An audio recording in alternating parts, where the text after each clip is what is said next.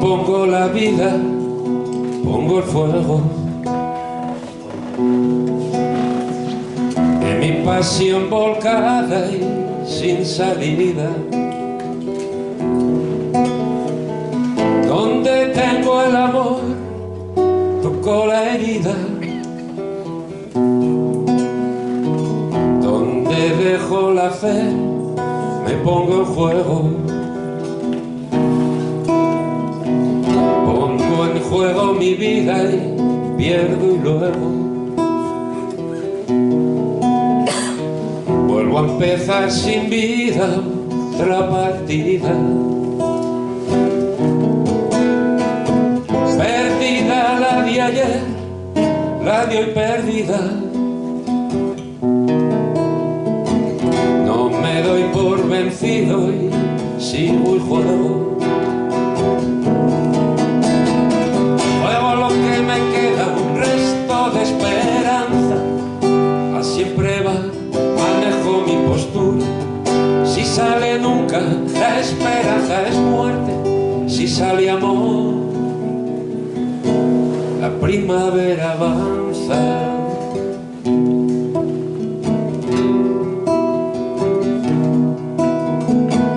Pero nunca, oh amor, mi fe segura.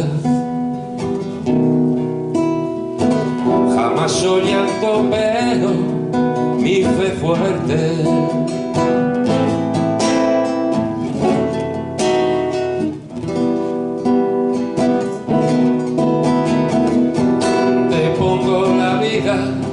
Pongo el fuego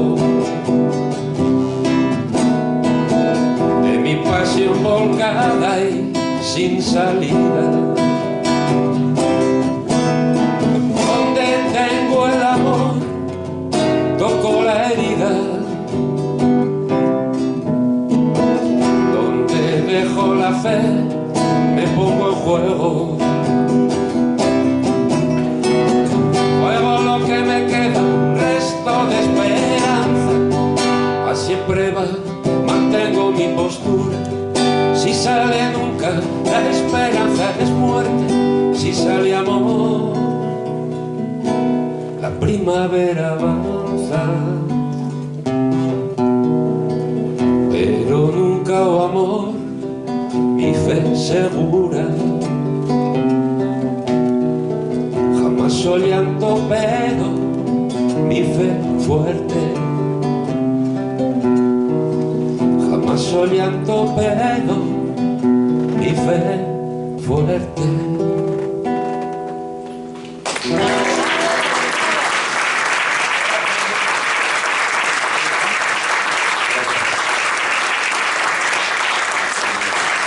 Esto solo tenía una intención y era que Antonio se echara a llorar antes de empezar. Siento, Antonio, la malicia.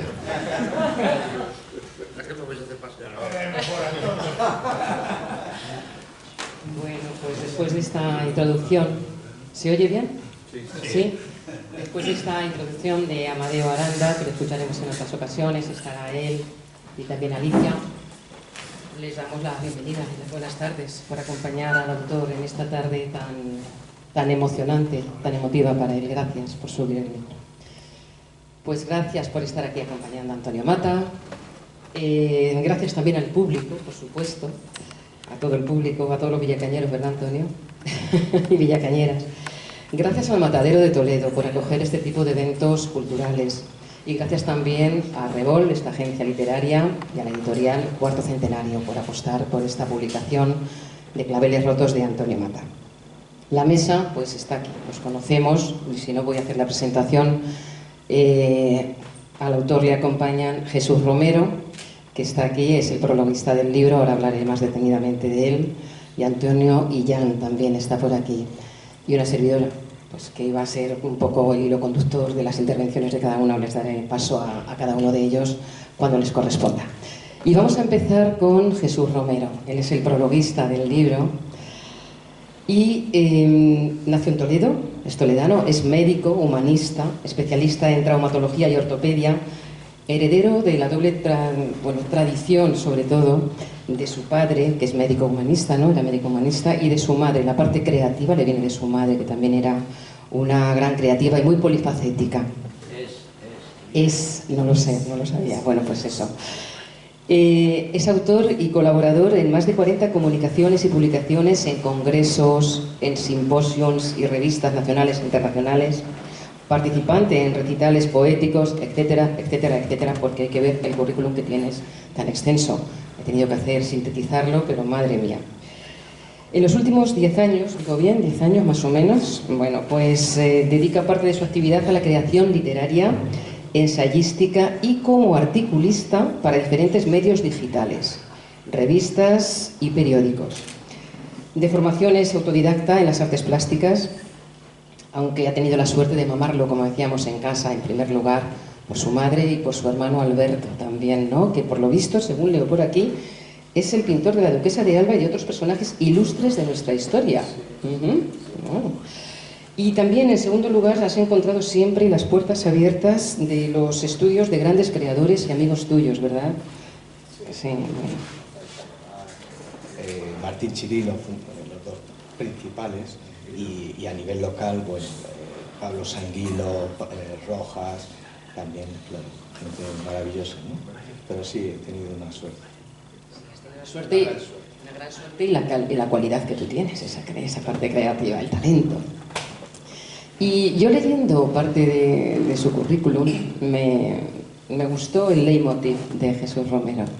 3 puntos que tiene y que él destaca, y que voy a compartir con todos ustedes, o con todos vosotros, para ser más informal. Dice, primero, impulso la necesidad de que en nuestra sociedad es más necesario que nunca que las ciencias y las humanidades viajen juntas. Solo así se podrán resolver las dificultades, retos con que se enfrentan las sociedades libres, por una tercera cultura. Y el segundo dice, necesitamos espacios donde dialogar, donde conversar, escuchar, aprender, defender y contraponer ideas. Qué importante, no polarizar, sino contraponer, ¿verdad? Contraponer ideas. Estos espacios abiertos a la reflexión y al descubrimiento deben jugar un rol fundamental en la construcción de un futuro deseable, lejos de la bipolarización que estamos viviendo o del miedo a una IA, a una inteligencia artificial que llegue a dominar y a destruir a la humanidad. Por eso necesitamos inteligencia natural para integrar y controlar la inteligencia artificial y en general a la tecnología. Necesitamos poner a las personas en el centro y entender que esta transformación que está por llegar será enorme. Madre mía. Sí, mucha tela.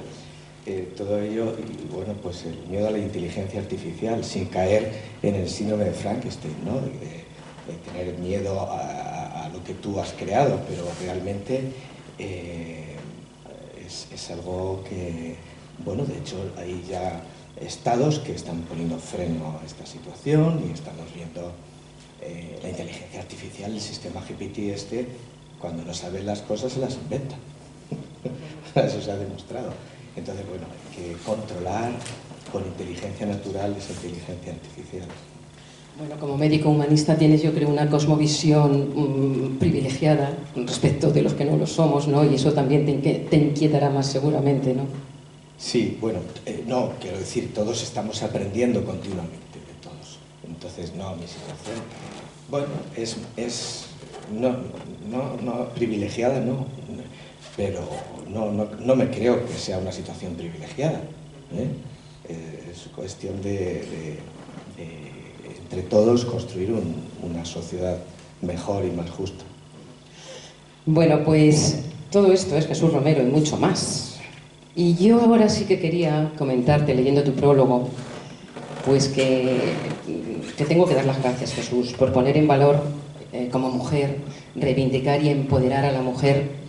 Y a lo largo de la historia pues hemos tenido papeles muy relevantes y que se nos ha invisibilizado. Así que te doy las gracias porque en tu prólogo también nos mencionas los trabajos de mujeres ilustres que hay que darles esa visibilidad. Bueno, afortunadamente a día de hoy hemos avanzado, pero nos queda mucho todavía para minimizar esas desigualdades de género. Y también en el prólogo tuyo, y me conmovió muchísimo cuando vi el nombre de Guerrero Malagón, porque, bueno, de Pastorcillo, el Pastorcillo le dicen de apodo en Urda, y es que mi padre, pues, y mi madre, yo tengo sangre urdeña, mis padres son de Urda. Entonces mi padre tenía gran devoción y estaba orgulloso de ser del pueblo de Guerrero Malagón, porque además mi padre comparte apellido con Guerrero Malagón. No somos familia directa, pero sí compartimos algún familiar. Mi padre se apellidaba Malagón también, de segundo apellido. Y mi padre, que falleció en la pandemia, recién iniciada la pandemia, pues me llegó al alma. Así que bueno, por todo eso y por todo tu prólogo, que de verdad que como humanista llega al alma, te doy la enhorabuena. Así que Jesús Romero, tienes la palabra. Bueno, realmente no debíamos haber hablado tanto de mí, de verdad. Bueno, porque creo que de quien hay que hablar, te agradezco, ha sido maravilloso, ¿no? Pero, bueno, vamos a hablar del libro de Antonio. Tenía que hacer la Sí, introducción. te agradezco, te agradezco. Vale, bueno, vamos a ver, Antonio. Buenas tardes a todos. Hace ya algún tiempo comunicaba nuestro Antonio Mata, el autor de Claveles Rotos, que una de las mejores cosas que me había sucedido en el 2022 era haber consolidado nuestra relación, mi amistad y afecto por Antonio. Este 2022, que ha sido, entre otras cosas, el año de la guerra de Ucrania, fuerte crisis energética, encarecimiento desmesurado de precios y productos esenciales, la puesta a largo del telescopio James Webb, pero también el año en que controlamos por fin la pandemia.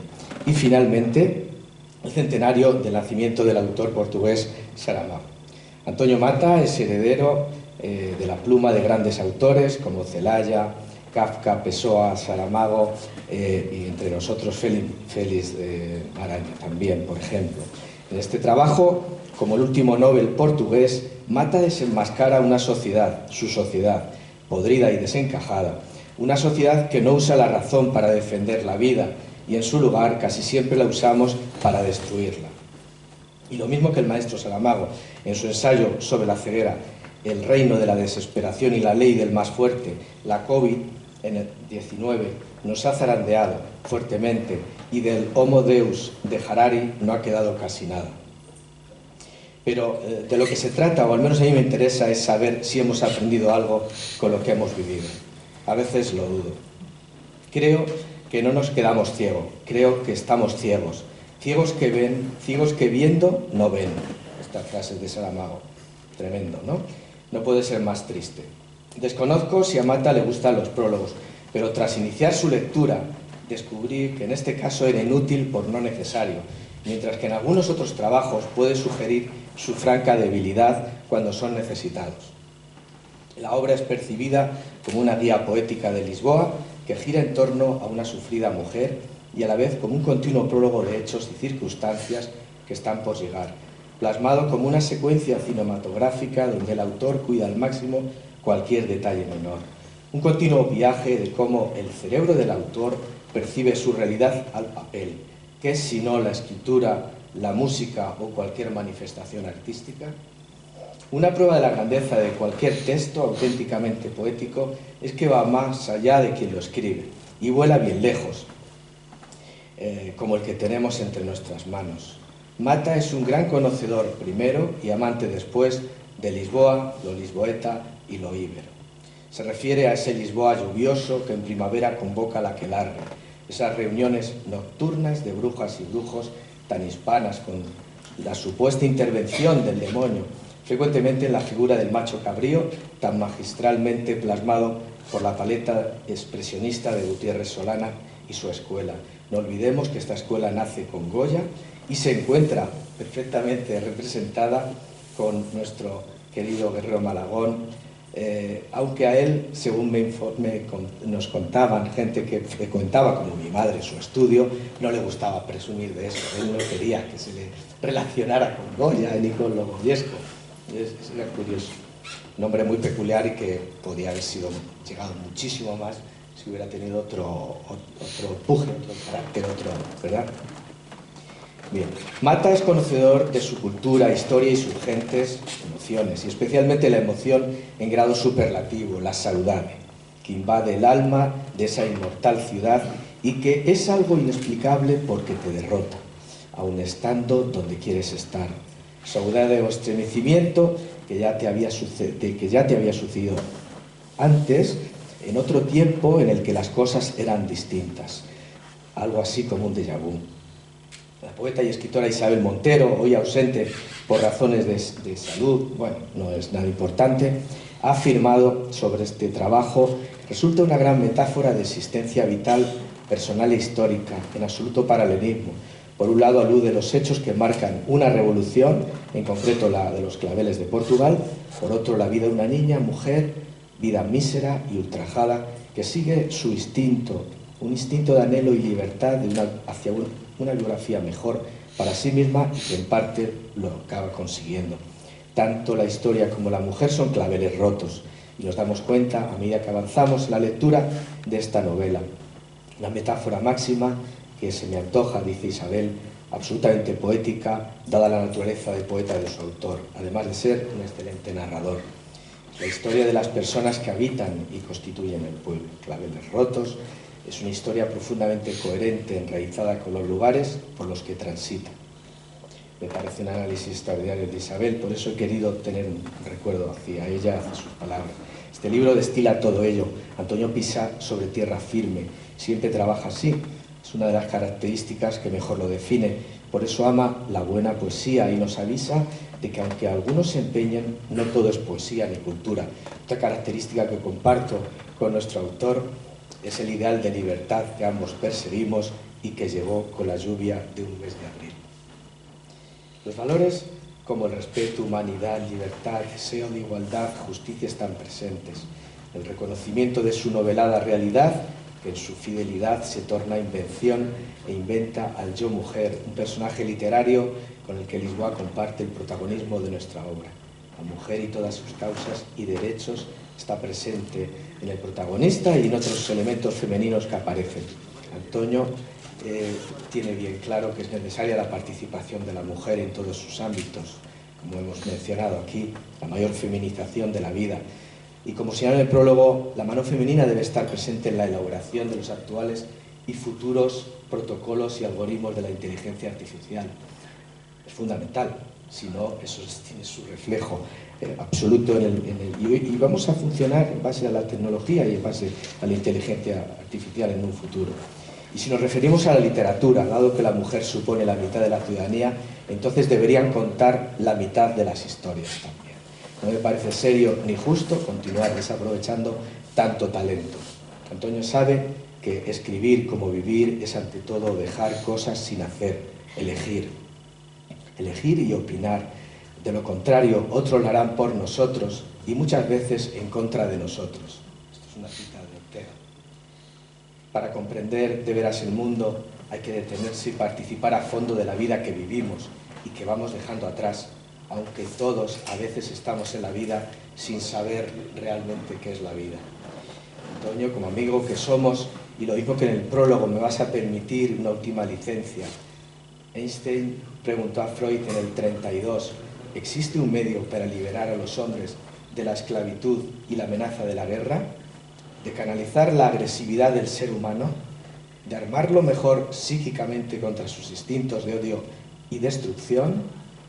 Seguiremos buscando respuestas, aunque como bien dice Antonio, bajo la inspiración de Saramago, filósofo, en el fondo siempre somos lo que fuimos en esos primeros años.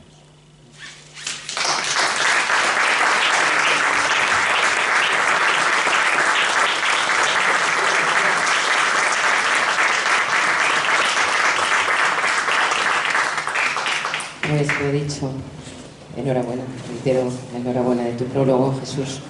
Y ahora sí, ahora le toca la intervención a Amadeo Aranda, que va a acompañar a Alicia Villarreal, que es soprano. Así que vamos a escuchar la intervención de estos dos artistas.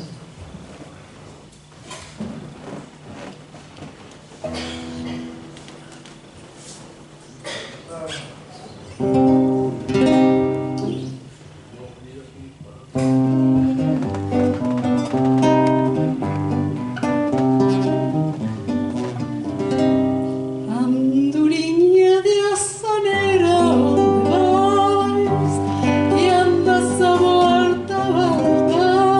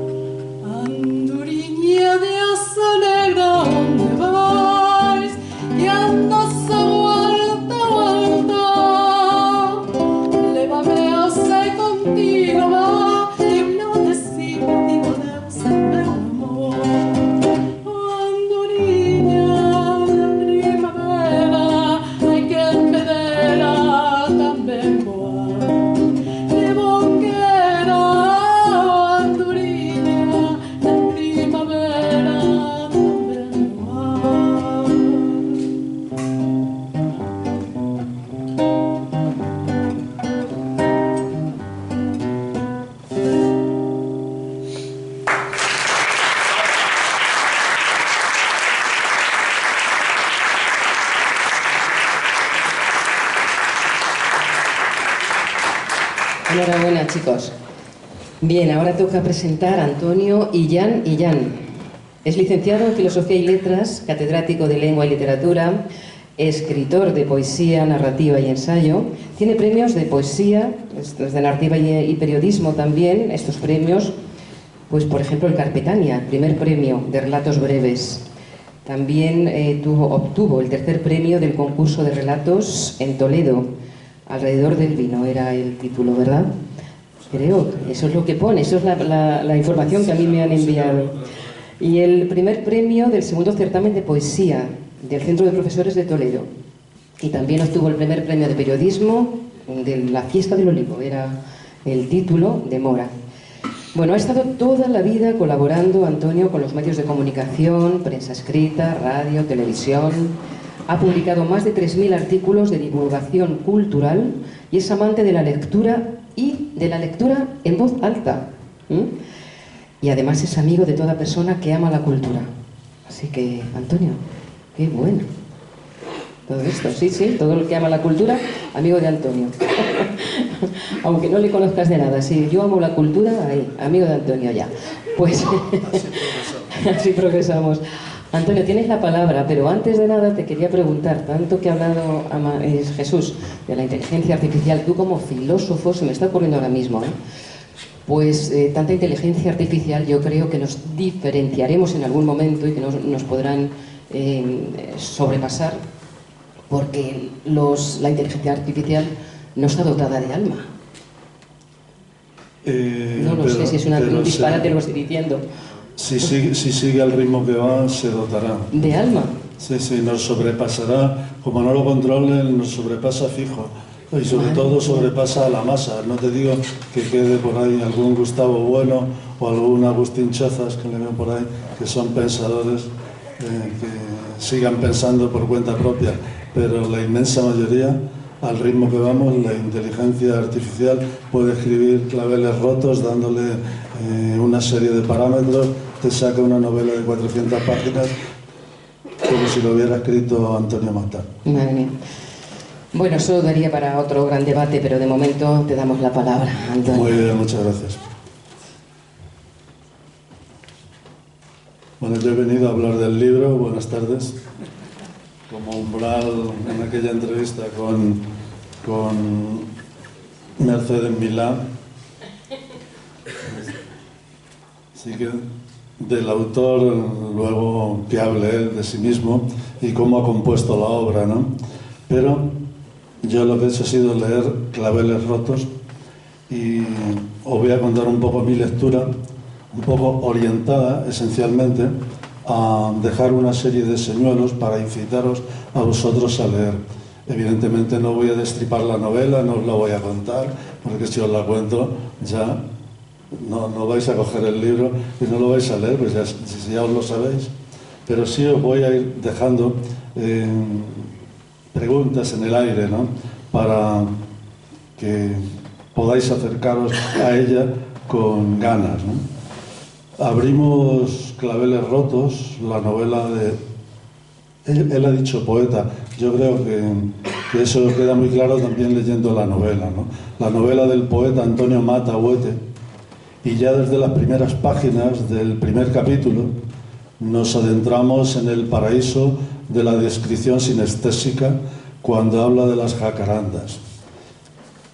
Esa primera página de Primavera en Lisboa que nos entra con la lectura por todos los sentidos, donde se teje lo real y lo emocional, propio de alguien que escribe conociendo la realidad y amándola, es evidente que Antonio Mata conoce Lisboa y la quiere. De ahí que también con colores y aromas respiremos saudade, porque ahí donde ya estás, un pensamiento, una sensación, una nostalgia, ya te habían sucedido en otro tiempo en el que mejor o peor las cosas eran distintas, tú eras otra y ya la había vivido antes. Lo dice en un pequeño texto que no quiero adelantar nada de la protagonista. Quienes conozcan Lisboa recordarán con Antonio un café, o se habrán tomado un café en la Brasileira, una foto con Pessoa a las puertas del Chiado. También se puede elegir Alfama para morir de saudade y terminar oyendo fados, como el que hemos oído antes. Pues bien, sabemos que todas las cosas de la vida caben en un fado. Y saltamos de capítulo y seguimos de turistas con un guía excepcional, el autor, y cómo no, empieza el diálogo entre personajes paladeando una frase que nos recuerda algo sabroso. Dice un personaje: nos tomamos unos pastéis de Belén.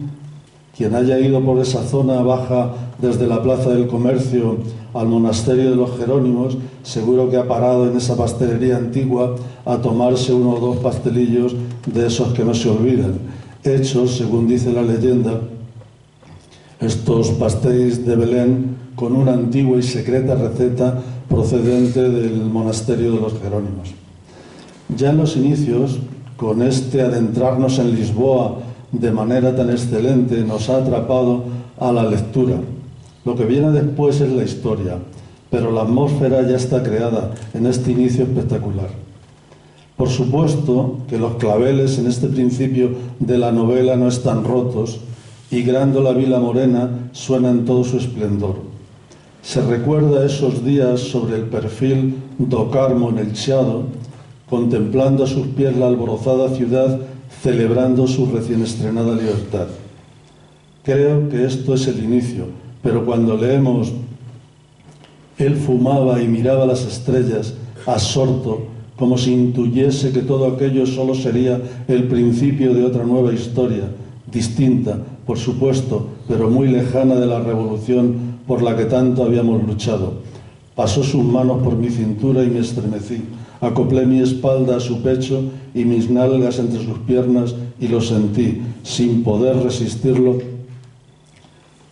lancé hacia atrás mi cabeza buscando sus labios con ansia. Ahí ya empezamos a ver otra historia. Cuando leemos esto, ya empezamos a cuestionarnos que el título de los claveles rotos tiene que tener su aquel, ese aquel que debemos buscar en una historia que nos comienza a aprender con ese encuentro entre la protagonista que cuenta y alguien. Aún no sabemos sus nombres, pero ya tenemos el gusanillo que nos empuja a seguir leyendo. Por supuesto no voy a destripar la novela, como decía, ¿no? No hay cosa peor en una presentación que te cuenten el libro, que se presenta con pelos y señales y así frustrar la capacidad de sorpresa de los futuros lectores. Está muy bien que la historia tenga también su banda sonora y que en la reflexión tras ese encuentro entre dos personas que se aman se oiga Wonderful Tonight, la canción que se eleva por encima del griterío de 1000 voces, de 1000 almas en un éxtasis de nostalgia. Sí diré que él es un hombre casado y con hijos, pero no diré más. Por supuesto, los encuentros se suceden, lo narrativo nos pilla y lo descriptivo nos ancla a esas realidades sinestésicas que decía al principio. Y ahí aparece, por ejemplo, el olor a lavanda, que era la flor con la que Cleopatra despertaba la pasión de sus amantes. Y la narración avanza. La historia hay que construirla como un mosaico con una suma de teselas muy diferentes. Por eso, cuando uno dice, ¿sabes la respuesta? ¿No me vas a hacer la pregunta? Y el otro contesta, sé la respuesta, siempre la he sabido, pero sí, necesito hacerte la pregunta. ¿Lo mataste? Eso es clave en esta novela porque ocurrirá muchas cosas. No sigo, pero ya estamos en la trama. Por supuesto, las descripciones siguen y puede que haya bruma y niebla llorona y agua que se hiela como el alma, pero las cosas no ocurren de golpe. Hay saltos en el tiempo, hay recuerdos de niñez, hay historias de familia, hay ambiente social, hay realismo almacenado en la memoria que el autor nos va desgranando para ir dando cuerpo a sus personajes. Y en este ambiente no se olvida de anclar más la realidad utilizando el lenguaje y los coloquialismos y los portuguesismos. Cito como ejemplo algunas de estas palabras, solo por curiosidad, del idiolecto particular, pues escaecía, guarones, cencerretas, mosquisuelta. Pero esto es lo de menos, lo demás es las historias que se entrelazan.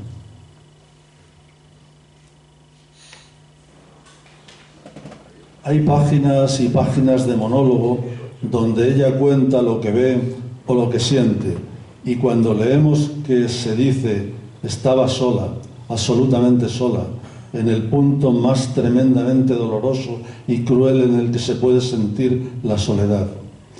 Queremos seguir avanzando, porque aquí hay todavía mucha tela que cortar. Claro que luego le pasa lo que le pasa cuando se dispone a escalar la peana que soporta la escultura del duque de Coimbra, que nos lo cuente él si quiere, y se le resbala una mano. Oh, ¿qué pasará? Y ahí está la novela. Ya llegaréis a esa página tras andar algunos tramos de la escalera por la que sube al cielo la literatura. Lo que vaya a ocurrir la madrugada siguiente a la tarde en la que apareció muerto el señorito Borja, el rubio, mejor que lo descubráis. Pero no penséis que os vais a quedar en esa madrugada, pues han de venir todavía muchas páginas de avatares que imaginación, saber y lectura no le faltan a Antonio Mata, en una narración donde se alterna la omnisciencia del narrador y el contar en primera persona de la protagonista. El ruralismo sociológico de ciertas partes es posible que os recuerde a los santos inocentes, y a veces en lo crudo, en el naturalismo, al Pascual Duarte.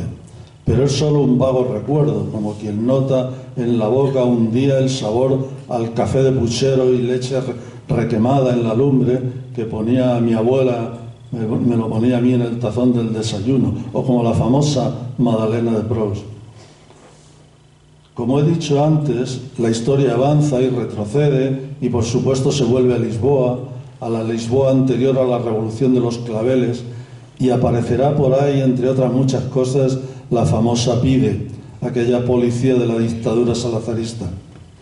Muy buena la página amorosa de los ciervos, donde también la protagonista cuenta apasionadamente otros pormenores más suyos, y siempre la sinestesia, la confluencia de sensaciones. Aquí será el olor al almizcle lo que prive.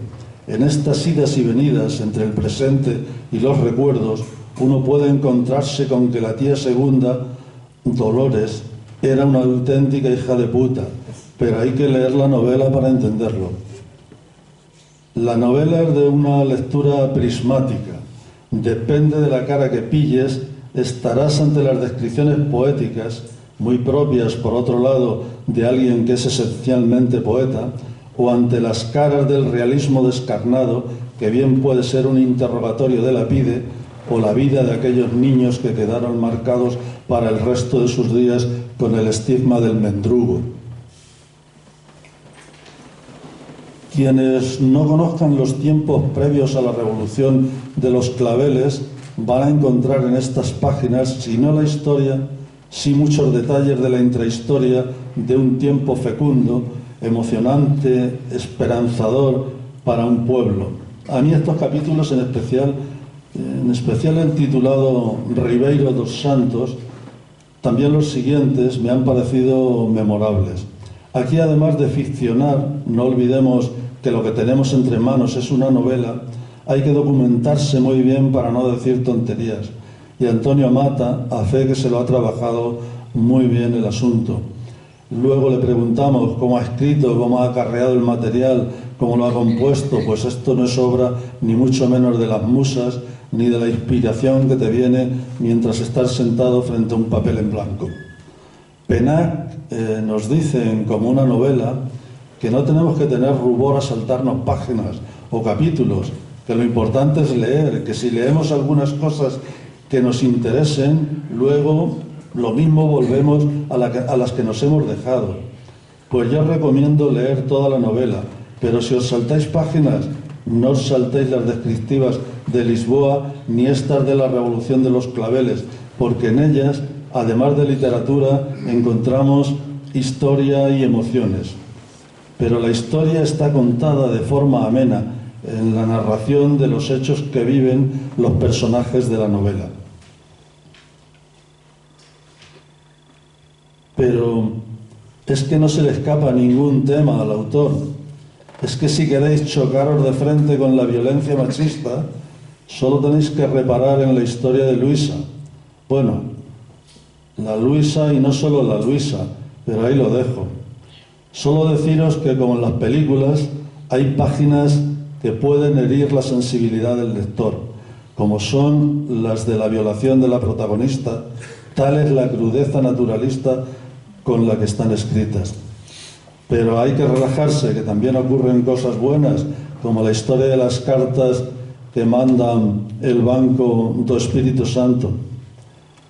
Historia que será clave, pero lo averiguaréis al final. Aunque buena parte del contexto de la novela es portugués, no es menos cierto que España está presente en diferentes partes de la historia que cuenta la protagonista en este largo, casi monólogo de más de 400 páginas. Curiosas pueden resultar para los no avisados las que relatan el protagonismo de España con Arias Navarro al frente cuando Spínola escapa en helicóptero a Talavera la Real. Es muy interesante. Ahí yo he descubierto aquello de enseñar deleitando en ciertas páginas sobre la parte de novela histórica. Es muy llamativo. Muy interesante también es todo lo narrado relativo a la cárcel. Hay muchos detalles que no es cuestión de traerlos aquí, sí apuntar que existen para incitaros a leer.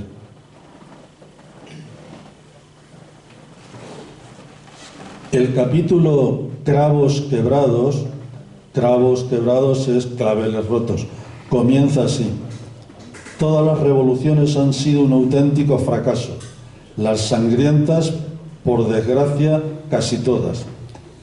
Esto nos puede dar una idea de por dónde van a ir los tiros, nunca mejor dicho. Es aquí donde se afirma los famosos claveles rojos, un símbolo que llenó los corazones de esperanza, se convirtieron en claveles rotos. O sea, cravos quebrados.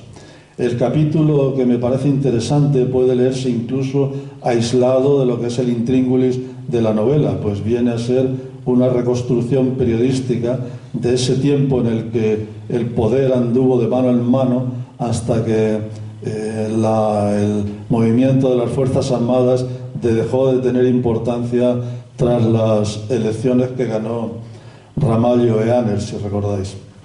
Muy hermoso es también el capítulo Claveles rojos, cravos vermelhos. Claveles rojos, en el que se cuenta la casualidad que llevó los claveles a las bocachas de los fusiles, que no era algo que estuviera ni programado ni nada. Él lo cuenta muy bien cómo ocurrió. No os lo perdáis, aunque esté hacia el final del libro. Igualmente, el titulado 25 de abril es de los que tocan el corazón. Creo que ese día y esa revolución fueron un día de optimismo y una revolución de esperanza, aunque luego pasó lo que pasó. Y para terminar la novela, la pieza final del puzzle, que da sentido al conjunto del mosaico narrativo y que nos pone en un plano toda la historia, el capítulo titulado E depois do adeus, en el que encontramos el fin de la historia, de las historias, porque son varios los personajes que van a confluir ahí para dar sentido a todo lo que se ha venido contando antes. Con sus múltiples, encontramos el fin de la historia con sus múltiples hilos.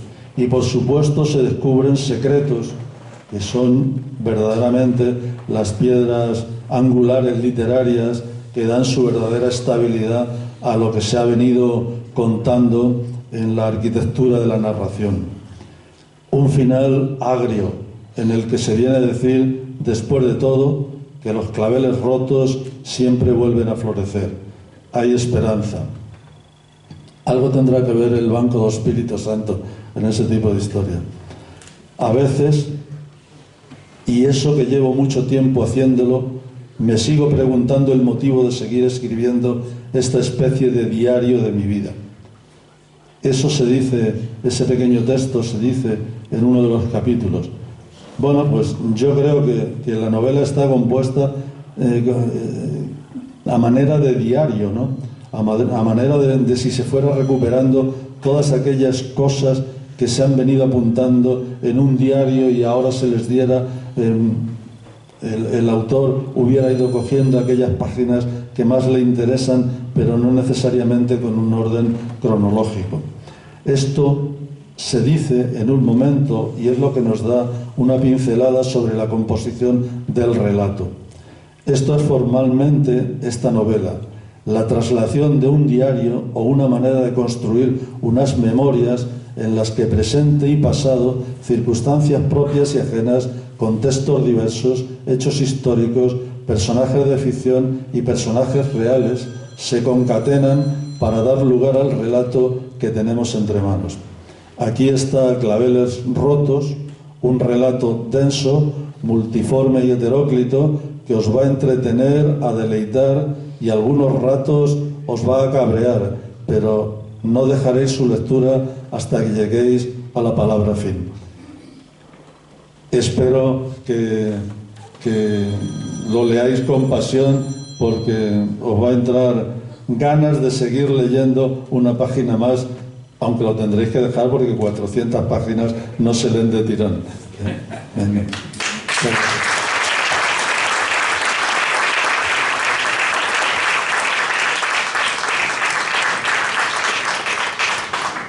Bueno, Antonio, qué bien has hilado la descripción que has hecho sobre el libro, sin desvelar grandes cosas, pero sí creando muchas expectativas, muchas. Así que, bueno, incitando a que leáis el libro. Bueno, ahora sí tenemos que dar paso a Amadeo Aranda, que nos va a deleitar de nuevo con otra interpretación. No me jodas, Antonio.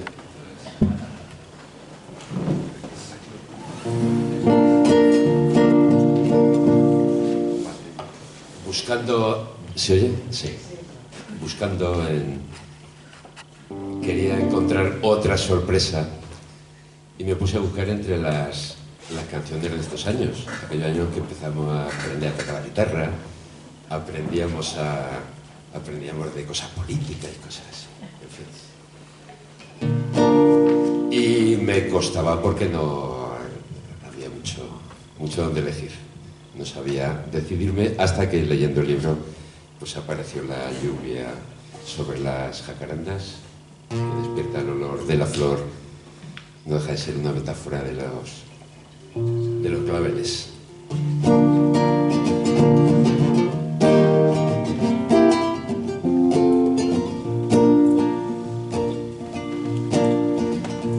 Tú y yo, muchacha, estamos hechos de nubes. Pero ¿quién nos ata? Dame la mano y vamos a sentarnos bajo cualquier estatua, que es tiempo de vivir, de soñar y de creer. Que tiene que llover, que tiene que llover a cántaros. Tiene que llover, que tiene que llover a cántaros.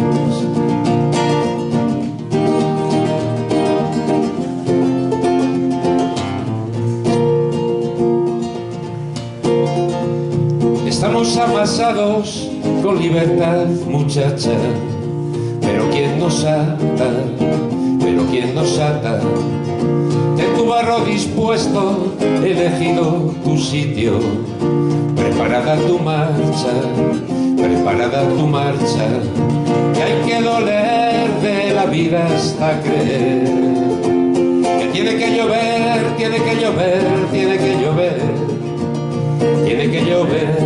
a cántaros. Tiene que llover a cántaros.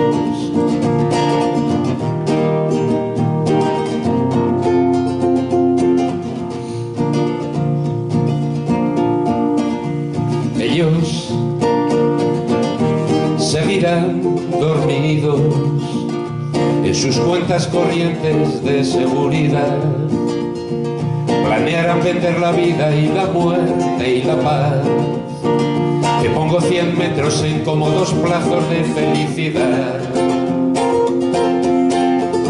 Pero tú y yo sabemos que hay señales que anuncian que la siesta se acaba, que la siesta se acaba, y que una lluvia fuerte sin vivo encima es claro limpiará nuestra casa, limpiará nuestra casa. Y hay que doler de la vida hasta creer que tiene que llover, tiene que llover, tiene que llover, que tiene que llover a cántaros, que tiene que llover, tiene que llover, tiene que llover, que tiene que llover a cántaros.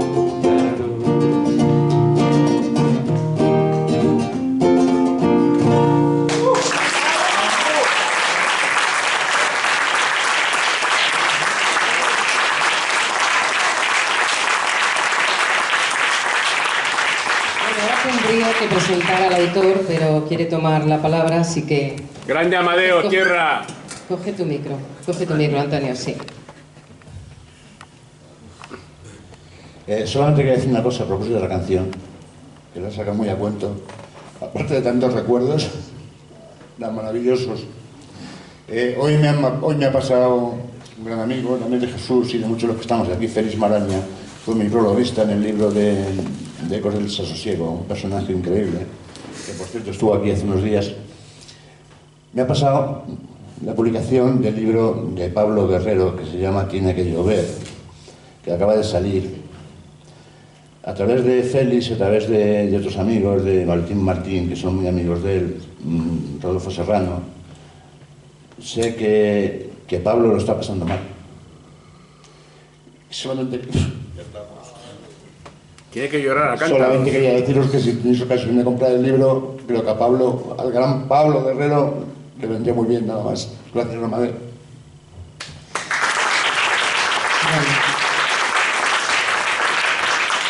Yo en una ocasión, en tantas entrevistas que le he hecho a Antonio y en tantas veces que ha colaborado conmigo en la radio, le preguntaba una vez, bueno, ¿cómo lloras tanto? ¿Cómo no te puedes contener? Y dice, Rosa, es que me duele. Eso me dijo. Es que me duele, Rosa. Es así, lo siento. No sé cómo habrá podido escribir esa novela. ¿A que sí? Porque, joder, hay páginas... Porque escribe en soledad. Escribe en soledad. Que te diga Rosa que alguna vez también lo comentaba. Soy tan llorón que lloro por el motivo, no solo por la noche. Sí. Es algo que...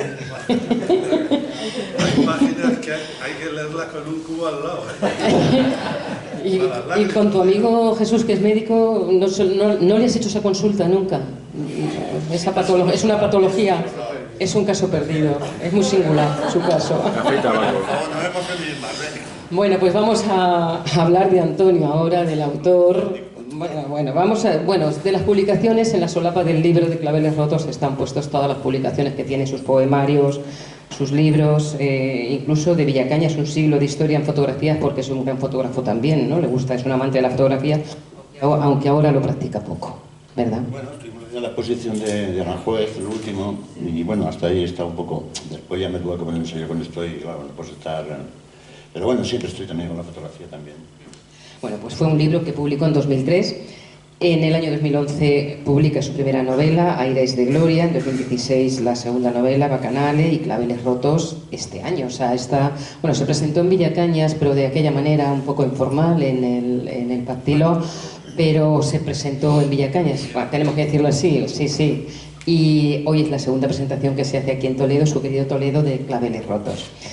Premios tiene bastantes y reconocimientos, y ha sido finalista de diferentes certámenes que si quieres, no voy a leer el extenso, todas las publicaciones que ha hecho y todos los reconocimientos que tiene. Pero yo, además que está aquí nuestro amigo Vicente Zaragoza, yo quiero leer parte de las reseñas de Claveles Rotos que te han dedicado, porque hoy presentas aquí este libro. y tiene muchas reseñas, muchas diferentes reseñas. La primera empieza por la de Vicente y la voy a leer completa. Dice: según las teofanías que explican la aparición del lenguaje, Dios confunde las lenguas en Babel para dar una sola a los mortales. Cuando hizo esa entrega se reservó una cajita en la que guardaría la esencia del lenguaje popular. Y se la pasó a Antonio Mata, en tránsito por el maestro Delibes, que la guardó con cariño y la aplicó con sabiduría. Ahora hablaremos de esto. También Isabel Gallo, que es periodista, habla de homenaje a una ciudad, Lisboa, adentrándose con rigor en uno de los hechos relevantes de Portugal, la Revolución de los Claveles. Anita Gonjan, gran amiga de Antonio, periodista y poeta también, habla de los claveles rotos, los clavos quebrados, que brama por la resistencia y la saudade, la justicia y el desgarro. Son trocitos, he extraído algunos pasajes de algunas reseñas. Alberto Morate también se puede leer en la contraportada, que es poeta, dramaturgo y escritor. Dice: la palabra más hermosa, la revolución que me otorgó la vida. El triunfo está en las entrañas de la palabra. La más hermosa, Grándola Vila Morena. Antonio Mata traspasa el 25 de abril hasta nuestros corazones desde aquel día. Rosa Rodríguez, que es poeta, también le dedica unas palabras en la reseña y habla de escrito por un perito de la palabra. No la leo completa, pues Rosa, no sé quién eres, ahora te conoceré. Y dice: extraigo de la reseña esto: escrito por un perito de la palabra, del castellano profundo del pueblo, dolor y melancolía de la mano de un maestro. Luego me dices que no te diga maestro yo. Vale. Y Ascensión Gordo también le dedica unas palabras, es escritora. Dice: Antonio Mata describe emociones a borbotones. Consigue integrarlos en una época y unos personajes para lograr que nos acompañen más allá del eco de su lectura. Y además, Antonio Basanta, que es doctor en literatura hispánica por la Universidad Complutense, ha dedicado toda su vida profesional al fomento y desarrollo de la lectura, como docente, editor, gestor de proyectos culturales, conferenciante, articulista, autor de abundantes libros, que sobre todo dirigidos a la población escolar. Bueno, es consejero delegado de un gran grupo editorial de Anaya, fue muchos años, y también lleva más de 25 años como director general de la Fundación Germán Sánchez, actualmente es vicepresidente. Bueno, pues Antonio Basanta, que es un gran personaje, dice, le mandó hace poco una reseña, no se pudo incluir porque el libro le llegó después de haberse publicado, pero Antonio dice: leer es siempre un traslado, un viaje, unirse para encontrarse. Dice: leer, aun siendo un acto comúnmente sedentario, pues nos devuelve a nuestra condición de nómadas, es lo que dice Antonio Basanta. Qué palabras. Y a Antonio pues recibió lo siguiente, lo voy a leer, Antonio, si me lo permites. Dice: estimado Antonio, quiero hacerte llegar mi más sincera felicitación por la calidad de tu obra, de cuya lectura he disfrutado intensamente. El tuyo es un trabajo realmente de mérito, nada sencillo, donde se conjugan lo mejor de la ficción literaria con el rigor de un relato histórico, magníficamente narrado. Todo un maridaje, no exento de dificultades, pero que has solventado con auténtica maestría. Tu profundo interés suscitan los acontecimientos que sirven de telón de fondo a la novela, esa revolución de los claveles rojos que devienen en claveles rotos. No menor es el atractivo de cada uno de los personajes que has creado, llenos de vida, de valentía, de fuerza, víctimas propiciatorias de ese hondo y lacerante dolor que provocan la injusticia, la opresión y el maltrato, de lo que solo les redime la dignidad que tú mismo les concedes, volviéndolos heroicos protagonistas de muchas de las peripecias que acompañan cada uno de sus pasos, a cual más sugerente, apasionada y conmovedora. Para mí, dice, ha sido un verdadero privilegio conocer tu novela y a través de ella gozar de una literatura de prosa rotunda, cuidadísima y, en no pocos momentos, ciertamente excepcional. Es lo que siento ante el altísimo valor literario de tu obra, nada frecuente, por cierto. De ahí la reiteración de mi más sincera enhorabuena y mi petición de que sigas ahondando y expandiendo tu trayectoria literaria. Te lo agradeceremos siempre tus lectores, entre los que tengo ya el placer de contarme. Bueno, recibe un cordial saludo, eso es lo que le escribe Antonio Basanta, que, bueno, ¿qué puedo añadir yo a esto? ¿Qué le digo yo ahora a Antonio? De claveles rotos y ya en las reseñas, lo que le ha dicho Antonio Illán y lo que le ha dicho Jesús Romero, pues ¿qué puedo añadir? Pues que eres un gran escritor y un poeta, siempre te lo he dicho, que eres un maestro con letras mayúsculas, que tu amor por la escritura, bueno, pues te ha llevado a parir esta gran novela de nuevo, Claveles rotos, lleno de gran trabajo, gran creatividad, imaginación, Antonio. Leyendo Claveles rotos he llegado a sentir ese universo de sensaciones, de emociones, esa rabia, esa dolor, esa tristeza, esa injusticia, ese deseo también en algunos casos, porque, como decía Antonio, describes algunas escenas que mejor que lo lean. Esas metáforas también construidas, esas frases subordinadas interminables también. Esas expresiones en las que, como te gusta decir a ti, retuerces el lenguaje, retuerces las palabras hasta la extenuación, hasta el agotamiento. Es lo que te gusta y lo consigues, retorcer el lenguaje.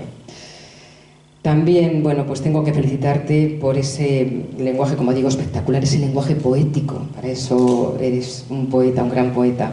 Por esas expresiones, esas palabras que utilizas tan manchegas, ese vocabulario tan local nuestro. No te has olvidado de tus tierras, de tus raíces, de nuestra tierra. Y una vez más has dejado patente tu carácter pasional, como hiciste en Aires de Gloria, aquí en Toledo, centraste tu novela. También en Bacanale, Las caras del miedo, que la centraste en Florencia. Tu pasión por los poemarios, las palabras imposibles y ecos del desasosiego. Y Claveles rotos, esa pasión por Lisboa, por la literatura social como instrumento de cambio. ¿A que sí? Bueno, es un placer leer y disfrutar de tu trabajo, ese compromiso social que siempre te acompaña. Enhorabuena por ese libro que está impregnado a ese olor de jacarandas, como decía también Antonio, esa saudade también que te invade cuando lo abres, esa lluvia que la sientes casi y la hueles, esos claveles rotos de Antonio Mata. Enhorabuena por tu trabajo, amigo, ese trabajo de investigación, querido maestro. Y gracias por invitarme una vez más aquí a estar contigo, acompañándote en la presentación. Y yo voy a empezar también preguntándole. Sé que yo soy muy preguntona. Sí, he hecho tantas entrevistas. Coge tu micrófono. Antonio también le coge, o sea que debe ser que también te va a dedicar. Sí, pues ya está. También alguien del público, si quiere preguntarle, pues le va a poder preguntar. Yo lo que quiero es preguntarte, Antonio, porque ese trabajo de investigación que has hecho, ese proceso de documentación que has llevado a cabo, ¿y por qué te has centrado en Claveles rotos en Lisboa? ¿Por qué has centrado tu novela ahí? ¿Por qué Lisboa? Y no la historia de otro lugar de Europa, que hay temas muy interesantes. Cuéntanos. Me había puesto aquí unas cuantas notas. Pero le he metido las gafas hasta que me da igual. Despiste. A ver, Antonio, pide al público, estamos a tu disposición, hombre. No te preocupes, no te preocupes. Si más o menos, si Rosa me conoce, iba a decir más que mi madre, pero bueno. No, ahí no llego. Ya llevaba mucho tiempo en ese tema. Sobre todo en esos programas de radio, que los he hecho mucho de menos, los echamos de menos, ¿verdad, Vicente? Sí, más o menos me va preguntando, Antonio por supuesto me pregunta, encantado, pues creo que voy a manejarme sin las notas que he tomado. ¿Cómo surge la novela? Pues iba a decir verde y con asas, me gustan mucho los refranes que decía mi abuela. Tenía una novela a mi Toledo, una novela dedicada a muchos de los que estáis aquí. Yo le debía a mis compañeros de la Universidad Laboral, pues no sé lo que les debía el que me hubieran ayudado a entrar en la vida, por decirlo de alguna manera. Por cierto, otra gran emoción, tenemos aquí a nuestro querido Agustín Chozas, nuestro profesor. Es un orgullo y un placer y una lagrimilla. Gracias. Te sigue queriendo igual que hace 50 años. Yo, por continuar, esa novela, la primera, pues era una especie de homenaje. Me surgió así, o sea, no había publicado nunca, había escrito mucha poesía y me surgió hacer un homenaje a mis compañeros de la laboral y a Toledo, a mi Toledo. Después ya, más metido en serio, una vez que conseguí publicar y ya esto se pone un poco más Florencia era otra de mis grandes ciudades, o sea, el Renacimiento, el arte en Florencia, el humanismo en Florencia, la escuela neoplatónica, por supuesto también creo que siempre conjugado con un momento histórico. En este caso lo que elegí fue, digamos, la ascensión de Mussolini, la entrada de Italia en la Segunda Guerra Mundial.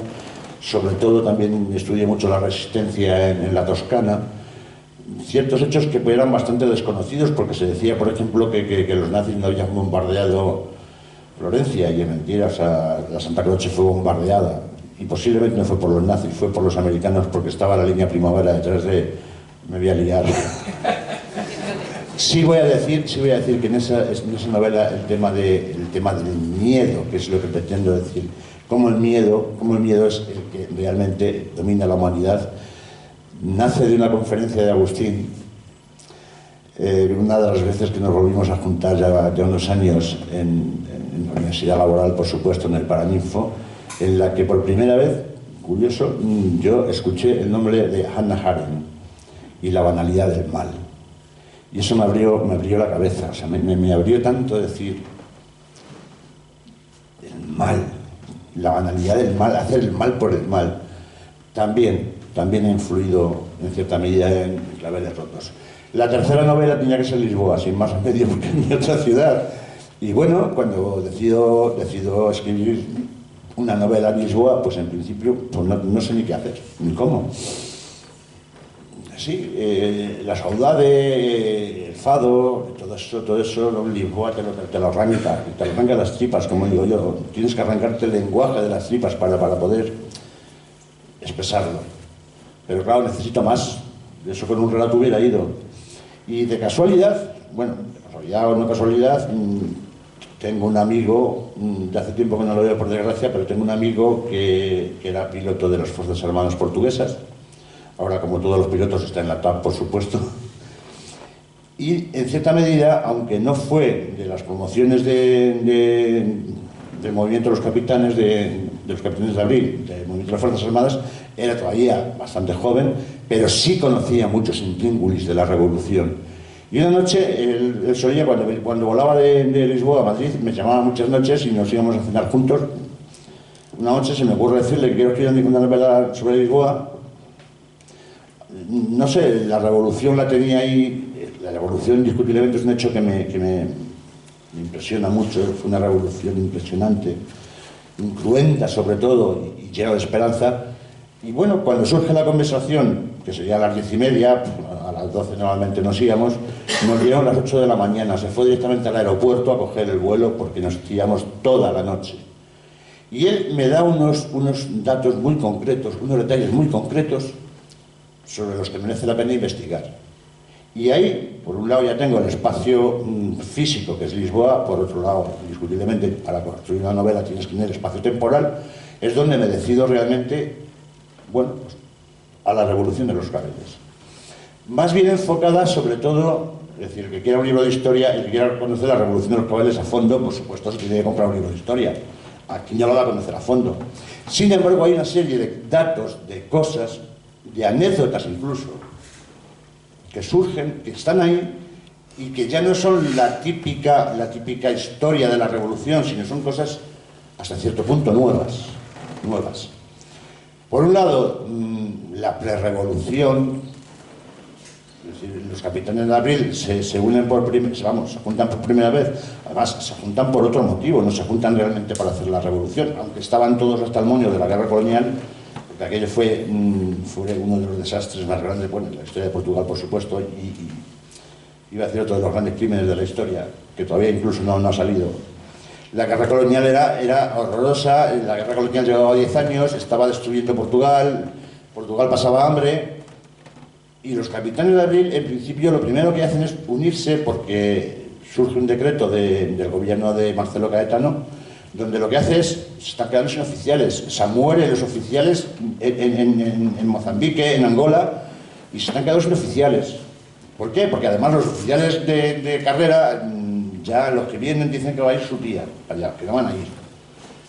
Se quedan sin oficiales y lo que hacen es hacer un decreto por el que igualan a los suboficiales de complemento, simplemente con un curso, con una especie de curso, por decirlo de alguna manera, de 4 meses, los igualan de categoría a los oficiales de carrera. Y claro, esto dicen que vamos, que no. Ese es el inicio del movimiento de los capitanes. No deja de ser un movimiento económico, es decir, que no, que estos tíos no van a ganar lo mismo que nosotros y no los van a igualar nuestro rango. Pero claro, la tercera reunión que hacen en el Alentejo, en la finca de uno de los generales, de un sobrino de ellos que era general, ya la tercera reunión dice, mira, esto no tiene solución. O vamos a por ellos, o esto va a terminar, pues imaginaros cómo podía terminar. Aparte que, bueno, que había varios, el general, bueno, estaba Espínola por un lado, que estaba a las dudas y ganaduras, pero había otro general que no voy a recordar el nombre ahora mismo, bueno, porque estaba intentando dar un golpe de Estado de derechas, o sea, hacer más, todavía más fascista, por decirlo de alguna manera, el gobierno de Portugal. Y ahí es donde deciden realmente pues, que tiene que dar ese empuje. Una vez que conozco esos datos, pues bueno, una investigación, es decir, investigar,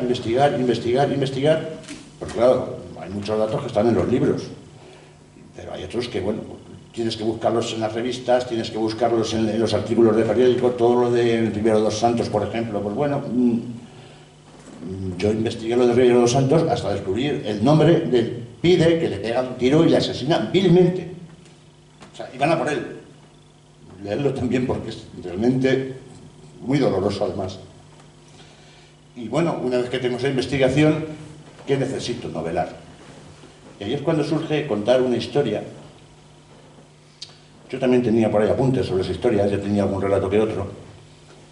Es decir, ¿por qué no volver a dar esperanza a la revolución de los claveles? ¿Por qué no buscar a alguien que, saliendo de lo más crudo de la vida, que fueron los años 60, bueno, fueron, por supuesto, los años del hambre fueron peores todavía, pero bueno, en nuestra época, cuando ya, yo por ejemplo tengo uso de razón, por llamarlo de alguna manera, creo que no tenía nunca uso de razón, pero bueno, es cuando intento decir, alguien que saliendo de lo peor, o sea, de lo peor, de los caciques que había en nuestra tierra, por ejemplo, en nuestra Mancha, pero bueno, la sitúo en otro sitio un poco porque lo sitúo realmente en la raya de Portugal, en lo que es, donde está ubicado también un poco, de ahí viene también la referencia al maestro Delibes, la raya que es donde está ubicado los Santos Inocentes.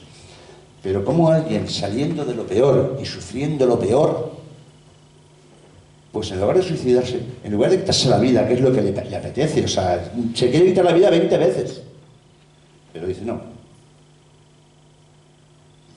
Ya me he emocionado. No, voy a salir adelante, voy a seguir y lo voy a conseguir.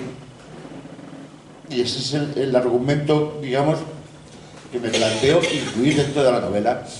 La dificultad, pues, en clavar efectivamente a alguien que viene de una cosa muy de una zona muy determinada, enclavarla en Lisboa. Bueno, pues tiene su explicación, se novela, y al final ella pues acaba en Lisboa y acaba viviendo la revolución. Ella es la que sirve realmente de relatista de la... Ella está presente. Es más, en algunos casos, no sé si me estoy oyendo porque a veces me lo quito, en algunos casos ella reconoce que, claro, ella no estaba en las conversaciones que tenía el capitán Salgueiro Maña, por ejemplo, con Otelo Savalla de Carballo, que digamos que era el jefe era el que llevaba el mando de todo el movimiento de las Fuerzas Armadas. Ella no estaba, pero ella misma reconoce también que busca datos, ahí me justifico yo también, para conocer lo que se dijeron, cosa que pues muchas de las veces pues no se sabe. Es un poco. Antonio, ¿querías hacer una pregunta? ¿Me he pasado? No, él ha citado dos contextos. Perdón. El físico son dos. Es Lisboa y es el de la raya de Portugal, ¿no? Sí, claro. Que es abrupto, ¿no? Mientras el de Lisboa es poético, el otro es lo que podríamos llamar en estilo literario realismo crudo o naturalismo, si me apuráis, pero más realismo crudo, descarnado totalmente el contexto. Los personajes, digamos que mientras que estamos en Lisboa son más románticos, porque viven una vida romántica. La revolución no deja de ser una revolución romántica, aunque luego los avatares de la política y tal la lleven por los pasos que la llevan, eso es historia, digamos que eso es objetivo, y hasta ahí es Antonio Mata, ¿no? El Antonio Mata que indaga y que lo lleva a la novela. Y luego lo temporal es la época de la Revolución de los Claveles, pero también hay esos saltos al pasado de la protagonista que te lleva a unos tiempos también tan crudos como el contexto de la naturaleza de la finca, sobre todo, ¿no? ¿Te acuerdas de la finca hacia el final, ¿no? O sea que está dando... No podemos leerla con sentido cronológico porque se están dando saltos atrás que te llevan a un contexto lisboeta o a un contexto de la niñez de la protagonista. Por ejemplo, y no ya lo que te quería preguntar esencialmente, que dentro de ese contexto del realismo crudo, ¿cómo logras escribir esas páginas tan absolutamente ásperas, crudas, sangrantes y tal, ¿no? Yo me acuerdo en la casa aquella al final donde está atada a la silla. Bueno, que demasiado para el cuerpo. O sea, es que hay muchas páginas de la historia de ficción, por así decirlo, que es mucho más dura que lo más duro de la historia real, ¿no? Quiero decir, entonces digo, ¿cómo entras tú en esa ficción, ¿no? ¿Cómo? A ver, yo entro en esa ficción, es decir, a ver, yo me llevo el espacio físico de ese momento, me lo llevo a la raya de Portugal, pues oye, porque es la opción de que entrar a Lisboa. ¿Por qué? Porque yo estoy basándome en mi tierra. Yo estoy basándome en los páramos de mi Villacañas, en la situación de mi Villacañas de aquella época. Pero claro, no puedo novelar que ella de ahí va a Lisboa. ¿Entiendes? Solo te falta meter las gachas, entonces. A punto estuve alguna vez, pero vamos, yo lo que estoy intentando es describir la época esa que nosotros ya vivimos en los 60, que la vivimos y que la sufrimos, y muy dura. Muy dura. Yo recuerdo a mi madre fregando los suelos en cualquier sitio. Es decir, que la escena de fregar los suelos en la casa la tengo en la cabeza, ¿entiendes? La lucha de mi padre por darnos de comer. Voy a hacer no voy a decir... Si digo la palabra spoiler me pegáis. Voy a destripar. Eso que me gusta a mí, como has dicho tú. Una entrevista que han emitido en una radio de nivel nacional un poco conocida, pero bueno. Me la hizo Diego Armario, que fue director de informativos muchos años de la Radio Nacional, personaje, yo digo que es de los pocos periodistas de raza que hay todavía, independientemente de ideologías, que algunos estaréis pensando que no tiene otra ideología, por decirlo de alguna manera distinta. Pero sí es verdad que cuando empieza la entrevista me pregunta por mis sueños de niño. Ya había escuchado varias entrevistas del ya, un poco para situarme un poco en lo que... La entrevista es de una hora, o sea que no lo va a aguantar ni Dios. Los 3 primeros minutos. Escuchar, perdón. La he emitido esta tarde, precisamente, de 6 a 7. Y me pregunta por mis sueños de niño. Y digo, mira, ¿sabes cuáles eran mis sueños de niño? Comer una onza de pan y chocolate. Una onza de chocolate con pan y chocolate. ¿Esos eran nuestros sueños? En las de... Yo he citado lo del mendrugo, ¿no? Que haces ahí que en un flash sí que queda, digamos, dibujada esa infancia de los años 50. Y ya no era la del hambre, pero sí había... La del hambre, pero precisamente en nuestra tierra era tela marinera. Es decir, bueno, no vamos a decir que alguna desapareció con caldo por dejarla preñada, pero sospechas había. Que coste. ¿Me explico? Ahora estoy ya la última, no quiero por darles un poco, porque es una pincelada así gruesa sobre las violaciones, ¿no? Porque esa violencia sexual a mí me ha parecido, no digo que no exista, que yo no yo lo he llevado siempre, reconozco. No lo he llevado al extremo. Sí. Lo llevo al extremo porque yo quiero, en el fondo, insisto, la novela es una novela de esperanza. Es decir, de alguien que de ahí al final Después de lo del padrao de los descubridores, cuando ya dice, se acabó, hasta aquí he llegado. Y cuando se pega el castañazo y se levanta y dice, ¿qué cojones? Voy a vivir. Y ya llevaba mucho arrastrado, por eso son los saltos del tiempo atrás. ¿Y por qué elijo esos momentos? Pues realmente, primero... No hemos dicho a quién le pasa. Solo que es esto. Bueno, lo ha llevado... En resumen, esos momentos... ¿Por qué esos momentos y por qué esa dureza? Porque de ahí pretendo que recorra el camino hacia el final, que es esperanza. A pesar de los claveles rotos, esperanza. Y lo lleva hasta el extremo, igual que la pasión. Las escenas de amor son de verdad clamorosas. Oye, el amor puede con todo, Antonio, y las escenas de amor, las que describe la mujer, tú que no eres mujer, no sé. A ver, luego hay otro dilema, porque yo empiezo a escribir discutiblemente, empiezo a escribir la novela, pues oye, pues como lo que soy, como un personaje masculino, por decirlo de alguna manera. Y en un determinado momento, no puedo decir ahora mismo exactamente cuál, pero bueno, en un determinado momento me planteo decir, ¿y si esto fuera realmente el pensamiento de una mujer? ¿Por qué lo cojo así? Pues indiscutiblemente por temas de igualdad, por temas de solidaridad, por temas de... Pero sobre todo, cuando llega el momento de describir las sensaciones, los sentimientos, yo creo que por mucha igualdad que tengamos, es decir, yo en una entrevista que me ha hecho Mari Carmen, por cierto, para el centro de día, he dicho, yo no hablo de mujeres, yo hablo de personas, directamente. Pero sí es verdad que a nivel de sensaciones y sentimientos, pues creo que somos distintos. Y ahí es donde me planteo el reto. ¿Qué pasa? Porque claro, hay muchos momentos que me columpio. De sensaciones, sobre todo por hablar del sexo, por alguna manera. Pues consultas. ¿Y para qué? Pues para no meter la pata, más o menos. Pero sí... Pero la protagonista los tenía bien puestos. Sí. Sí. A ver, alguien que sale, podría decir hasta el nombre, fíjate, pero bueno, alguien que sale de lo peor, los tiene que tener muy bien puestos para llegar donde llega. Y se me ha faltado decir una palabra, que es clave también en la novela: justicia. Al final lo que pretende es hacer justicia. Sí.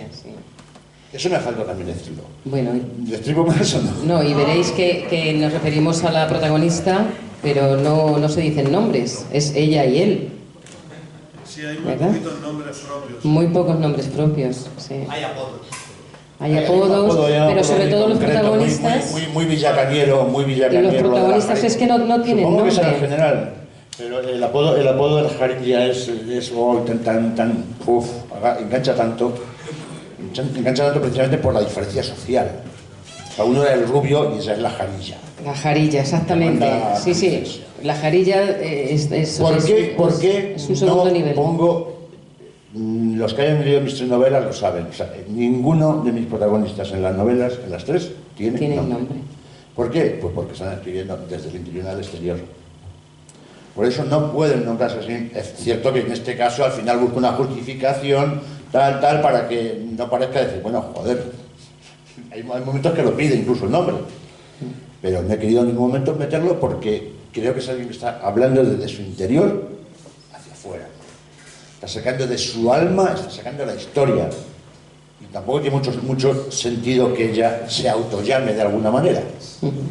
Y tanto que te pide el nombre. Pregunta ya al público, hombre, que es una Venga, pues no, estamos diciendo que pregunte el público si quiere, sí. No, estáis diciendo no, pero no. Sí, lo dije al inicio. Yo soy un impertinente. Y al final te lo soy impertinente. Tú no eres de ahora. Estamos deseando ir a compartir abrazos y un vino, porque la novela ya está escrita. Voy a poner el pie, para que no... Yo soy de Urda también. Echamos. El de Urda, Antonio, el de Urda. El impertinente. Bueno, pues antes vamos a decir algunas palabras que ponen en el libro, ¿no? Algunas palabras que son... ¿Puedo intervenir o me quitas? Pero venga. ¿Puedo intervenir? Vale.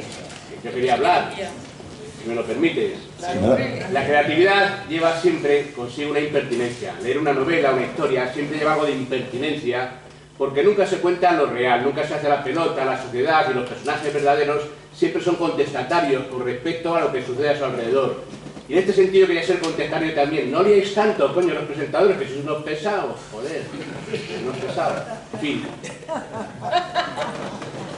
¿Ha quedado claro? Pero si ahora mismo lo podías haber dicho antes, ahora mismo quien está hablando es el autor. No, perdón, antes no tenía turno de palabra. Bueno, a ver, venga. Ya se deja por el juego, ¿eh? Que canten los reyes. No, a ver, alguien por favor, en serio, si alguien tiene alguna pregunta o algo, por favor, hacedla. Antonio, venga. Sí, he estado en Lisboa como unas 8 veces. La última como Me falta algo 7, más. camino de la ida y a la vuelta de las Azores. Pero la primera vez fue en enero de 1972. Fijaros qué fecha, antes de la revolución de los claveles. Pasamos a tomar un café, bueno, comíamos en restaurantes y dijimos, ¡ay, qué buen servicio! Volveremos el año que viene. Y nos dice el camarerito, yo no estaré, tengo 4 años de servir a la patria. Estaba aquella juventud acongojada, porque eran nuestro año y medio de mili. Eran 4 años. Sí, pero 4 años en las colonias.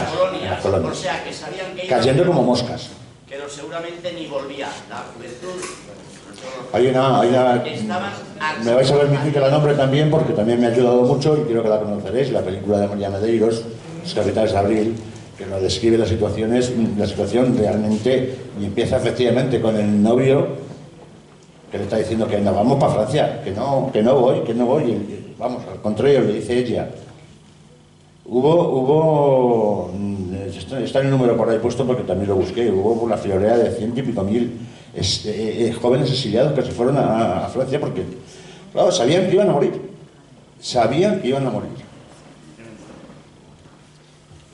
Bueno, pues siguiendo las indicaciones de Pedro Almodóvar, que yo creo bueno, pues que Claveles rotos de Antonio Mata, que tenéis que leerlo, que no lo haya leído, porque no te deja indiferente la novela. Falta una cosilla, por favor. Falta, sí. Bueno, pues... Cerramos ya con tu canción. Claro. Sí. Me falta una cosilla. Bueno, pues vamos a ver. Me falta darle un abrazo a Jesús, darle otro abrazo a Antonio, agradeceros de corazón que estéis aquí conmigo. Ha sido realmente emocionante. ¿A quién es la otra? ¿Qué le voy a agradecer? No, a ti. A ti, que siempre estás a mi lado siempre. Por supuesto, Amadeo, y esas lágrimas de siempre, y ahora las que me van a hacer traer Alicia, lo sabéis, desde dentro. Desde dentro. Por supuesto, está Jesús por ahí, Arrebol. ¿Qué hubiera sido esto sin Arrebol? También, por supuesto, sin Paco, de cuarto centenario. ¿Qué más agradecimientos tengo?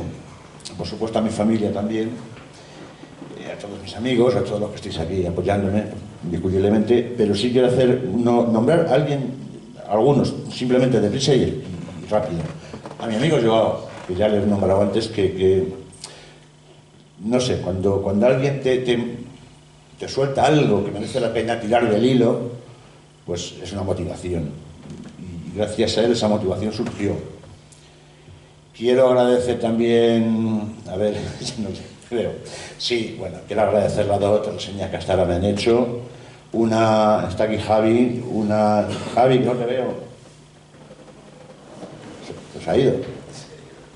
Javi, estás ahí. La que me hizo Isabel,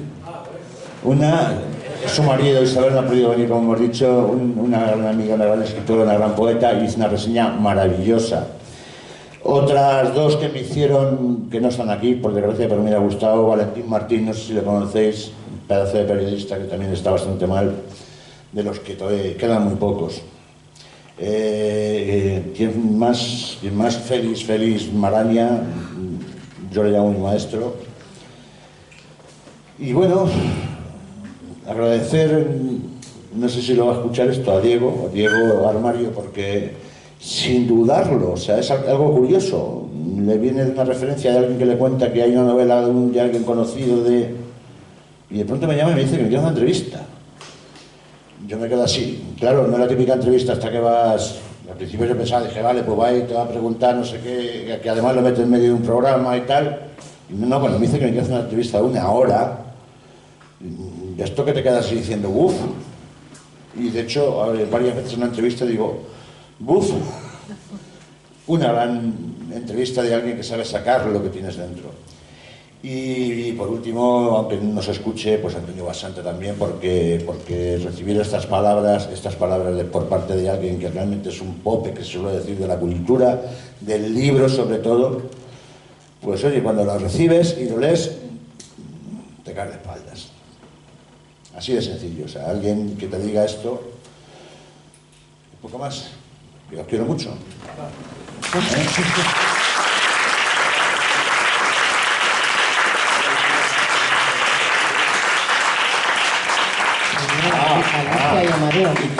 Voy a llorar todavía un poquito más, pero que no llora mucho, que conste. Solo para cabrear a Pedro. Solamente no llora para cabrear a Pedro. He venido cargado de fines, Antonito, Gracias. Y ahora cantamos todos. Sí, esta canción es para cantarla todos.